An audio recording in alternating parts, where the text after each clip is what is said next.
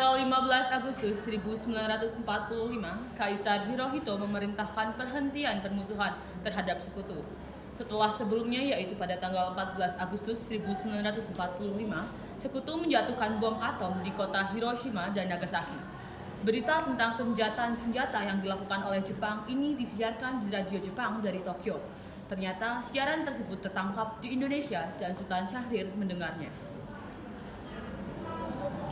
Apakah kalian sudah mendengar berita kekalahan Jepang? Belum, Bung. Benarkah itu? Apa yang terjadi dengan Jepang? Dari yang kudengar, sekutu telah menjatuhkan bom di kota Hiroshima dan Nagasaki. Oleh sebab itulah Jepang melakukan gencatan senjata. Kalau begitu, berarti kita harus segera memproklamirkan kemerdekaan. Benar itu. Jepang sudah tak ada wewenang lagi di negeri kita. Kita harus memanfaatkan momen ini. Peristiwa Rengas Dengklok, perdebatan golongan tua dengan golongan muda.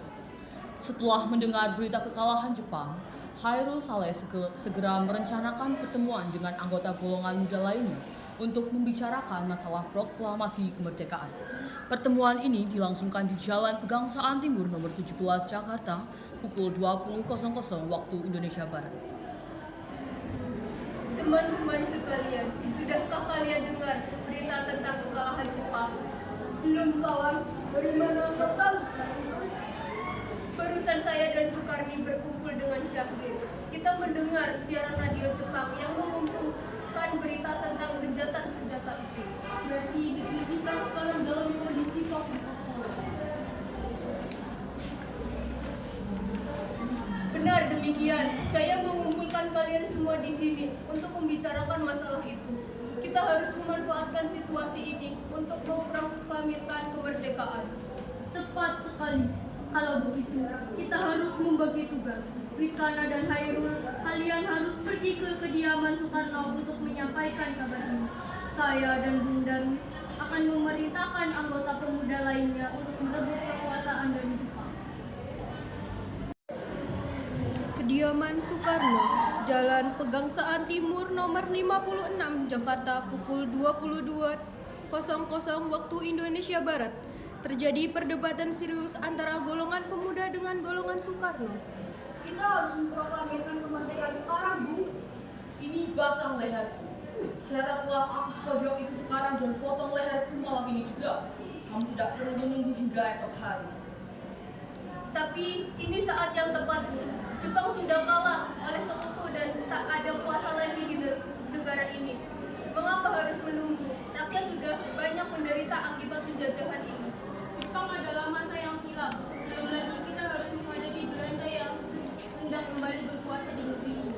Jika saudara tidak setuju dengan apa yang saya katakan dan mengira diri saudara telah sanggup menopang kekuatan sendiri, mengapa datang dengan Soekarno dan memintanya untuk memproklamirkan kemerdekaan?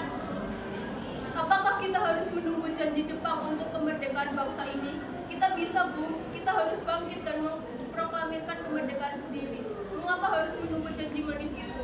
Jepang sendiri bahkan kalah dalam perang Tsushima. Kekuatan segelintir ini tak akan mampu mengalahkan armada perang milik Jepang. Coba kau perlihatkan padaku. Mana bukti kekuatan yang dibuktikan itu? Apa tindakanmu untuk menyelamatkan wanita dan anak-anak jika terjadi pertumpahan darah? Bagaimana cara kita nanti untuk mempertahankan kemerdekaan? Coba bayangkan, bagaimana kita akan berjuang di atas kekuatan sendiri. Tapi semakin cepat kita memproklamirkan kemerdekaan, maka semakin cepat pula kita mengakhiri kemerdekaan rakyat seperti kita bersama ini. Inilah yang sudah ditunggu-tunggu bangsa kita, Bu. Baiklah, tapi berikan kami waktu untuk berunding sebentar. Kemudian, para anggota golongan tua yang berada di kediaman Soekarno langsung membicarakan permasalahan tersebut. Bagaimana ini? Para pemuda menuntut untuk segera memproklamasikan kemerdekaan. Tapi kita tidak boleh gegabah. Kita butuh waktu untuk mempersiapkan semuanya dengan matang agar tidak terjadi sesuatu yang tidak diinginkan. Saya setuju. Menurut saya, yang terpenting sekarang adalah menghadapi sekutu yang hendak berniat kembali berkuasa di negeri ini.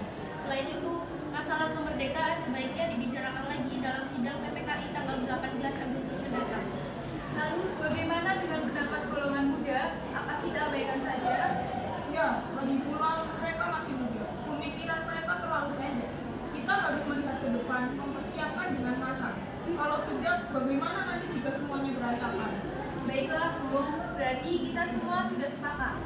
Setelah selesai berunding, para golongan tua segera menemui para anggota golongan muda yang menunggu di luar ruangan. Setelah kami berunding tadi, kami memutuskan untuk tidak tergesa-gesa mengenai hal proklamasi kemerdekaan. Hal ini masih akan dibicarakan lagi dalam sidang PPK. Penculikan Soekarno dan Muhammad Hatta oleh para pemuda. Dengan berat hati mendengar keputusan tersebut, para pemuda pun meninggalkan kediaman Soekarno. Tetapi mereka tidak putus asa. Mereka pun menyusun strategi bagaimana membujuk Soekarno dan Muhammad Hatta untuk memproklamasikan kemerdekaan sesegera mungkin. Akhirnya, mereka memutuskan untuk mengasingkan kedua tokoh itu ke Rengas Dengklok agar terhindar dari desakan pemuda dan pengaruh Jepang di Jakarta. Tanggal 16 Agustus 1945 pukul 4.00 waktu Indonesia Barat, kediaman Soekarno. Assalamualaikum. Waalaikumsalam. Ada apa saudara datang seperti ini? Kami bermaksud membawa Anda dan Soekarno ini untuk kami menuju tempat pelantikan. Tempat pengasingan. Apa yang saudara maksudkan? Ya, kami akan membawa kalian untuk diasingkan agar terhindar dari ancaman bentrok antara rakyat dan Jepang. Baiklah, kami akan ikut. Sebaiknya Ibu Fatmawati dan Anda untuk menjamin keselamatan mereka. Baiklah, saya akan mengajak mereka. Hilangnya Soekarno dan Muhammad Hatta secara misterius pagi itu menimbulkan kepanikan di kalangan para pemimpin di Jakarta. Peristiwa ini baru diketahui oleh Mr. Ahmad Subarjo pukul 8.00 pagi. Apakah saudara tahu keberadaan Soekarno dan Bung Hatta? Maaf, saya tidak tahu, Bung. Katakanlah kepadaku, di mana mereka sekarang, dan aku akan menjamin keselamatan mereka ketika kembali ke Jakarta, dan aku akan menjamin kemerdekaan untuk kalian esok harinya. Apakah ada bersumpah untuk itu? Kau bisa percaya padaku, Nak. Baiklah, kami akan menunjukkan tempatnya di Rengas Dengklok. Memanggil salah seorang pemuda. Hei Nak, tolong antarkan kami ke Rengas Dengklok. Maaf, saya Pak. Baik, kalau begitu naiklah. Mr. Subarjo naik ke mobil beserta Wikana dan Sudiro, kemudian berangkat menuju Rengas Dengklok. Perundingan dengan Soekarno di Rengas Dengklok. Nah, setelah setahun sekarang, mengapa saudara sekalian membawa kami ke sini? Maafkan kelancangan kami, Bu. Ini demi keselamatan Anda. Kami ingin membicarakan masalah proklamasi kembali. Bukankah tempoh hari sudah kami katakan kepada kalian, masalah kemerdekaan masih akan dibicarakan dalam sidang PPKI? Memang benar adanya, tetapi kami semua berpendapat. Mengapa menunggu untuk diperdekakan oleh Jepang? Mengapa menunggu hasil sidang PPKI? Kalau kita bisa bergerak dengan kekuatan sendiri, PPKI itu bentukan Jepang, Bu. Kami ingin memproklamasikan kemerdekaan tanpa campur tangan dari Jepang. Tidak patut ditunda. Namun kita masih terlalu dini untuk memproklamasikan kemerdekaan. Selain itu, kita belum siap dan masih membutuhkan banyak bantuan dan sebab untuk itu. Bagaimana bila perkataan Jepang tentang kemerdekaan bangsa kita hanya janji manis belaka? Apa yang akan Anda lakukan?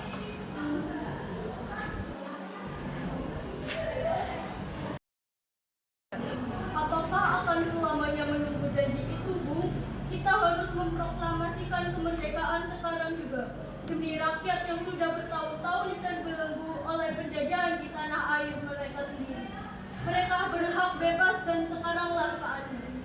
Tenang saudara sekalian, mari bicarakan semuanya dengan kepala dingin. Tidak perlu ada ketenggalan. Oke. Sudanko Singgi membawa Soekarno dan Muhammad Hatta menjauh dari perdebatan itu. Kemudian mereka berunding. Saya mengerti perhitungan Anda berdua mengenai masalah proklamasi ini. Kita memang belum mempertimbangkan semuanya dengan matang. Tapi saya percaya kita dapat bangkit dan memanfaatkan tugas ini. Kesempatan tidak akan datang 2 kali, Bu. Apa yang mereka katakan dengan adanya dan saya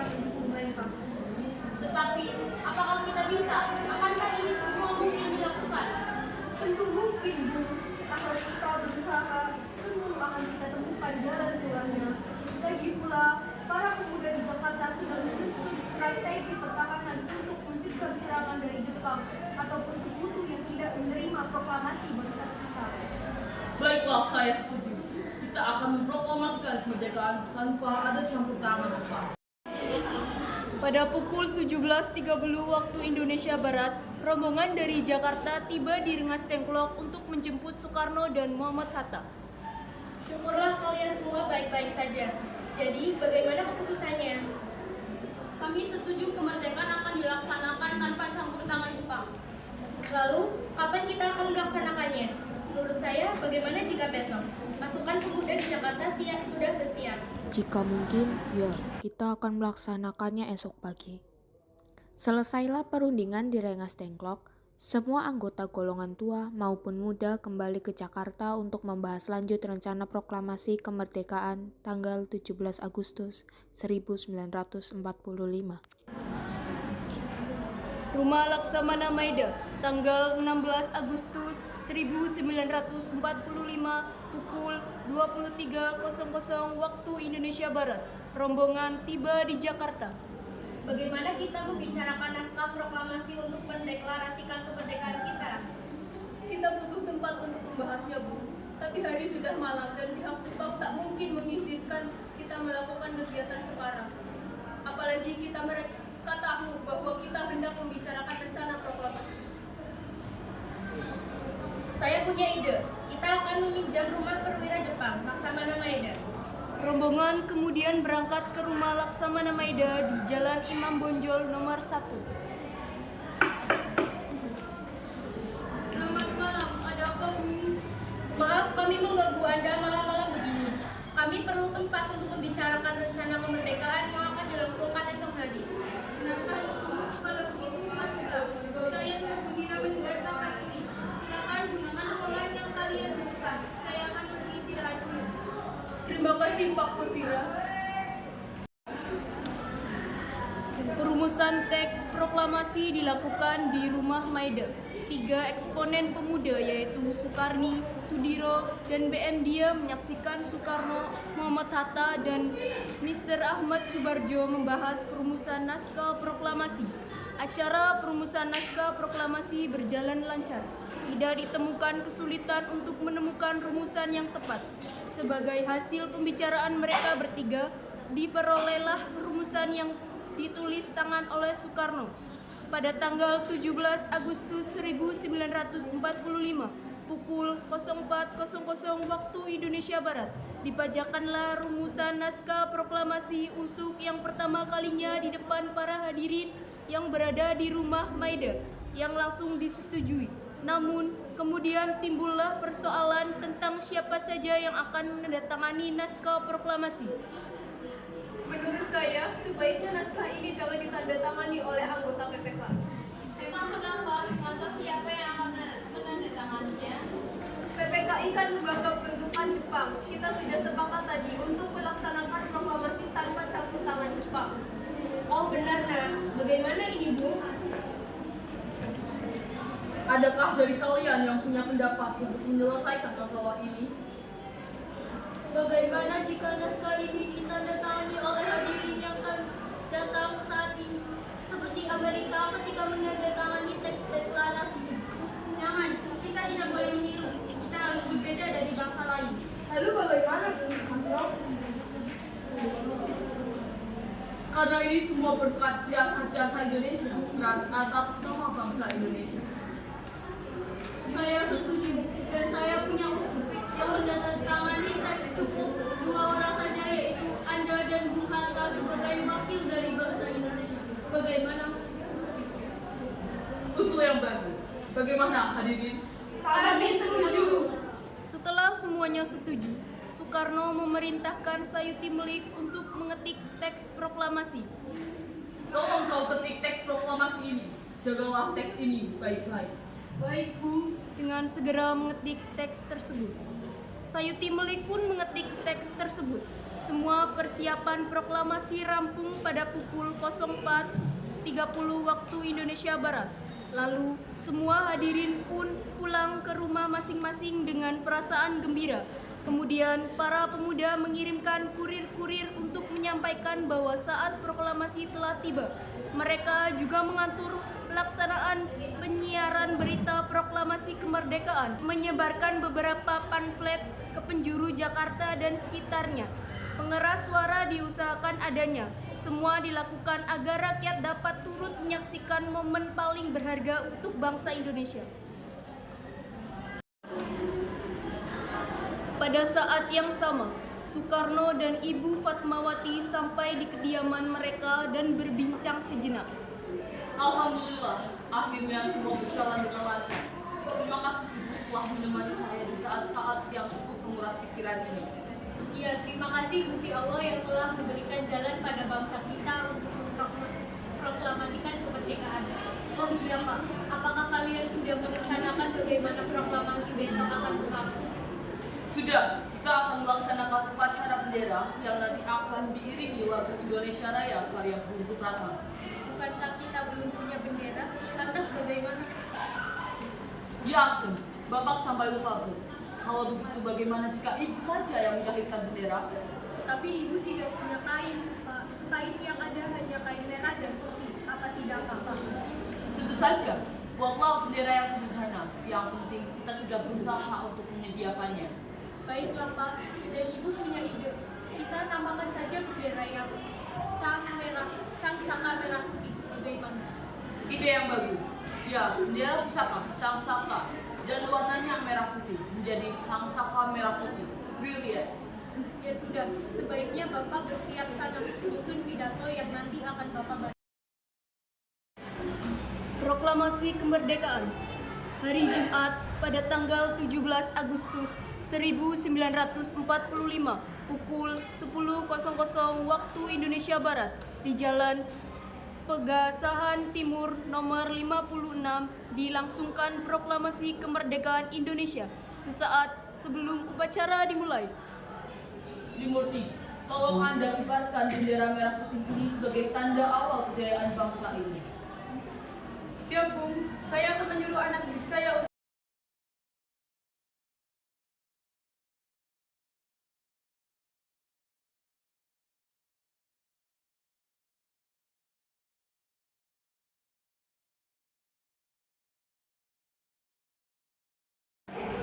Tiba saatnya upacara proklamasi kemerdekaan Indonesia.